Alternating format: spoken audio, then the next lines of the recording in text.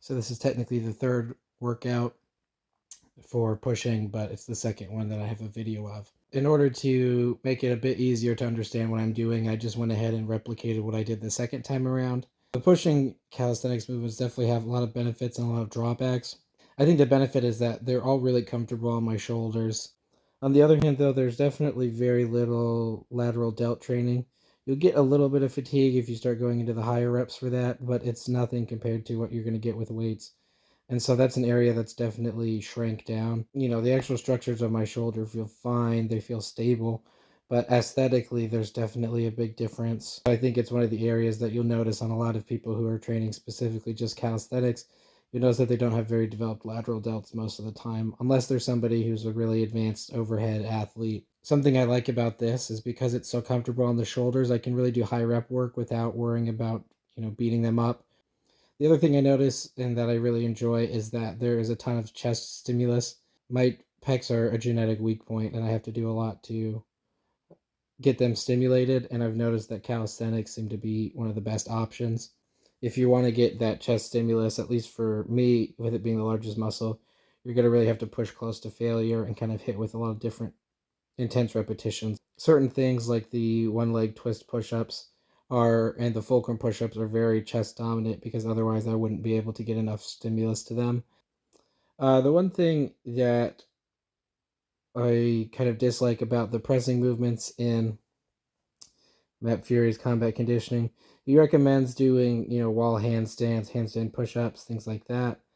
There's really not any instruction, though, for how to do those. I'm not somebody who's really done a lot of handstand specific work, and so I was hoping that I could build a little bit of that strength in that position.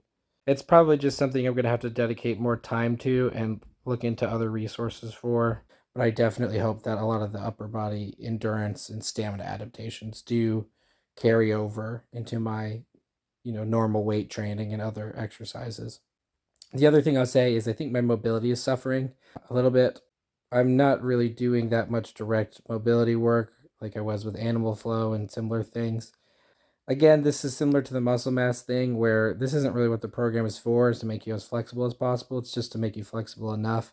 So you could get to a level of moderate flexibility, but you're not going to get anywhere super advanced. And if you have specific goals that require you to be that flexible, then you're going to need to do something outside of it. The sheer volume is going to make you pretty sore and pretty tight to a certain extent. Like I've noticed my adductors, for example, are always sore. My abs are pretty sore. These are definitely not workouts you could do every day if you're doing as much volume as I'm doing in some of these exercises. I'm honestly really looking forward to that deload. It's couldn't come sooner. I don't think I'm gonna, tweak anything, but I'm definitely getting quite fatigued. Another thing I've noticed, I've gotten quite lean, like pretty dramatically changing my body composition.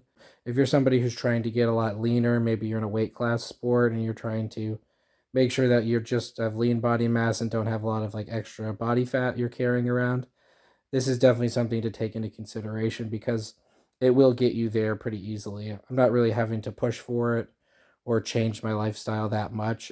All right, I hope you liked this video. Feel free to like and subscribe. Comment below anything that you're interested in seeing, any sort of other programs that you'd want me to look into after this month.